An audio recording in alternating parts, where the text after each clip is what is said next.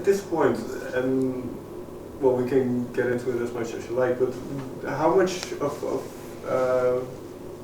were you, because I don't know the exact timeline, but how much did you know of Josiah not being there or not being there? Yeah. Well, I think... He was there for all of that session in California. He was there the entire time. Yeah. And then we did another chunk in El Paso, Texas, writing that he was at, I guess, the entire time, huh? Yeah, physically he was there the entire time. I think some of us may have been a little more in tune with him kind of, struggling a little bit before that. But yeah, physically he was there the entire time. It just wasn't the recording process on the actual record.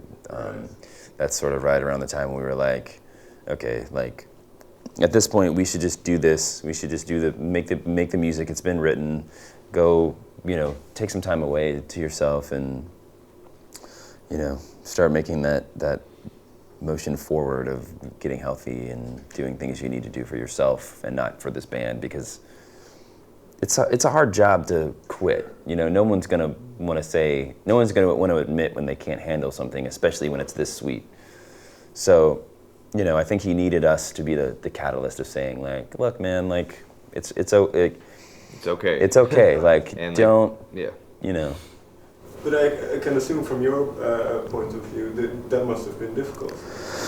Sure, yeah, it was, but it's just kind of strange how it all works out, because I think also just naturally around that time, over the course of time, even through Let's Be Still, Josiah and I, or all of us as a sort of collective in the really early stages of making music, had that process was already sort of different from a long time ago. So we were all already sort of on a singular level, like making music and then meeting back up. And so because of that, at least on my end, I had already gotten really used to just doing everything on my own. And so by the time it came to doing recording, that's all I was doing on my time off anyways, was doing home recordings. Right. And luckily we had a producer to sort of like help gel and sort of orchestrate and coach all of us together. So no one really had to be the like leader, and throughout the growing pains we had this rock. We had Joyce as our producer. So it didn't feel like all of a sudden like my left arm was gone because Josiah was gone. I had already sort of started making things on my own, and if anything, looking back, it's like maybe the space was there and it needed to be there because we'd all sort of grown in our own ways with our time off, and it just sort of worked out that way. Totally. We were also we were right in the middle of this process of making the records. There wasn't a whole lot of options. It's like we couldn't like take the time to sit and like, okay, what are we gonna do? Like, let's figure this out. We had to just make the record. We're literally in the studio. Yeah, and everything's there. We have our our producer who's paid for a certain amount of time. We have the studio rented for a certain amount of time. We have to release the record by a certain date. So there was nothing we could do but finish the record. Yeah. And instead of like overthinking it and like sulking on the negative, I think we just had to like hunker down and just do it. Well, because one thing I wrote one word down kind of to sum up the album, which was hope, and like I said, was it a negative time, so to say, or was there a good spirit during the recording? Yeah, I think it's just like just that cycle of loss.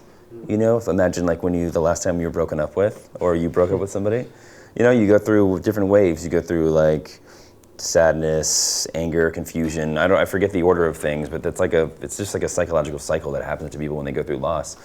It wasn't much different from that, which that's the beauty of making music, is you can harness it and you can put it into something productive. So there's songs on that record where there's like aggression and there's a release for it, and then there's songs on there that are sad and like somber, and you can release it there. And then there's upbeat moments where it's like, this is for the best. This is in time we'll look back and realize this is what needed to happen, and you can channel it on these upbeat songs. So I think for me, I think that's probably why I started playing music in the first place. It's just therapeutic, and I'm just an emotional person. So yeah. So it allows me to sort of channel these things in ways that can be healthy. Yeah, so, and I think a lot of the time, you know, when something negative happens in your life, you know, like you just said, the best thing you could possibly do is be productive and work. And a lot of the times it's hard to do that if nobody's forcing you to, but like I said, we had to. So, you know, I think it was almost really good timing in a way, because all we could do was work and kept our mind off of it. And we just, you know, so it was a positive time in my head.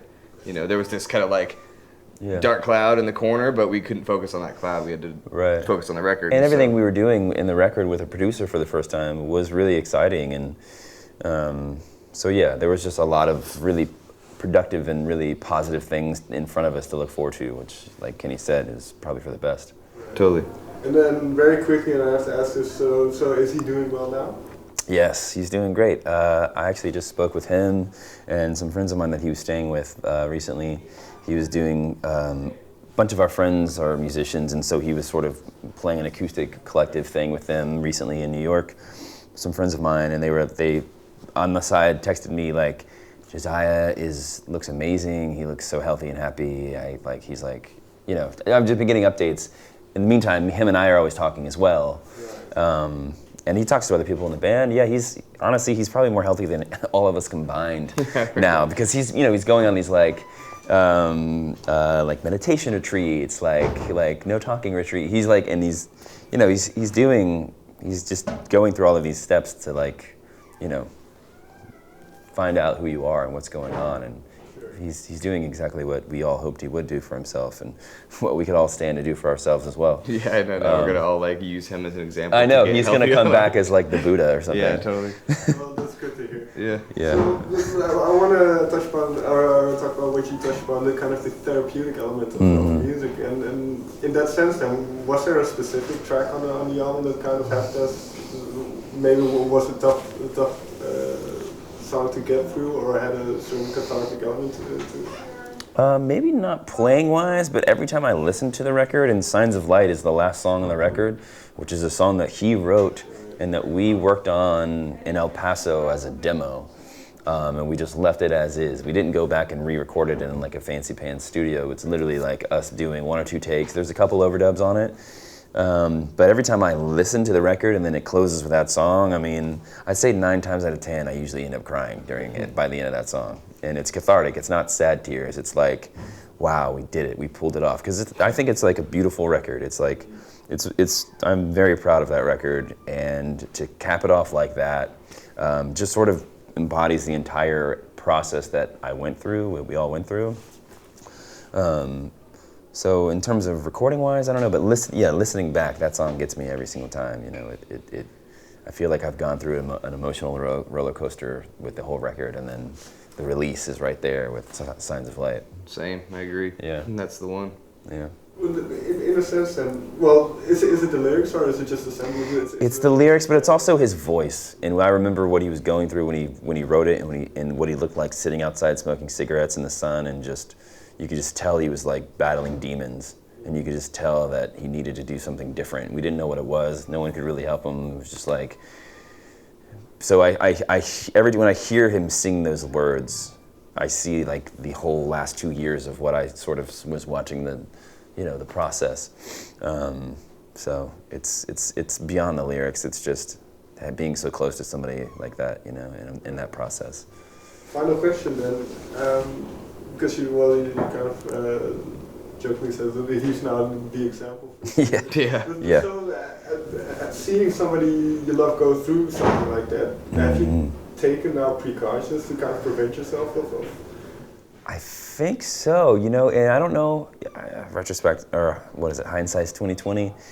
I'm not sure I'm too ahead of it enough to see all of it yet, but I've personally sort of I've started to realize that I need to start leaving certain things out of my routine when I'm on tour, because I was watching my current relationship with my girlfriend, who I'm very much in love with. I was watching too many parallels happen to the relationship I was in when I started this band start to happen again, and I was just like, okay, what's going on here, you know? And so I guess, in short, yes, I don't know if it's because of him or age or just what it is, but I think the longer you're a band, I think it's like we're all gonna be vegan and like straight edge by the time we're 40 or something, because you just go sit through such intense quantities of things that people get to touch and experience from time to time. But when every night is a celebration or a funeral, you know,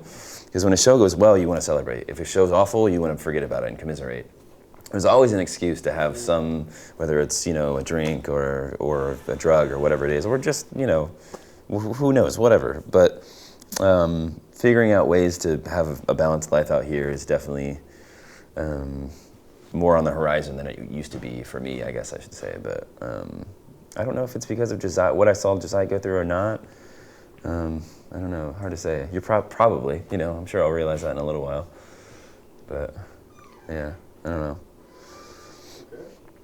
Guys, thank you very much for Thank you, yeah. Thank you. Yeah. Thanks so much.